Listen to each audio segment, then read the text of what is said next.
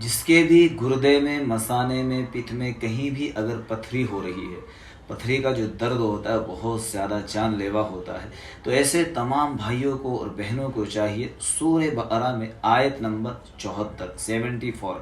اس آیت کو آپ روزانہ 41 مرتبہ پانی کے اوپر پڑھ کے دم کر کے اپنے پاس رکھے اور تھوڑا تھوڑا کر کے اس پانی کو پیتے رہیں، انشاءاللہ کتنی ہی خطرناک پتھری ہو، کیسی بھی ہو، بہت جلد وہ نکل جائے گی اور آپ کو آرام ہو جائے گا۔ آیت یہ ہے وَإِنَّ مِنَ الْحِجَارَةِ لَمَا يَتَفَجَّرُ مِنْهُ الْأَنْهَارُ وَإِنَّ مِنْهَا لَمَا يَشَّقَّقُ فَيَخْرُجُ مِنْهُ الْمَاءُ وَإِنَّ مِنْهَا لَمَا يَهْبِطُ مِنْ خَشْيَةِ اللَّهِ وَمَا اللَّهُ بِغَافِلٍ عَمَّا تَعْمَلُونَ۔ اس آیت کو روزانہ 41 مرتبہ پڑھے، پانی پر دم کرے، آگے پیچھے 3 دفعہ درود شریف لگائے اور اپنی اس بیماری سے آزاد ہو جائے۔ جن بھائیوں کو پتھری کا مسئلہ ہے، آپ سب بھائیوں تک، بہنوں تک اس ویڈیو کو ضرور پہنچائیں۔ اللہ پاک ہر بیماری سے ہماری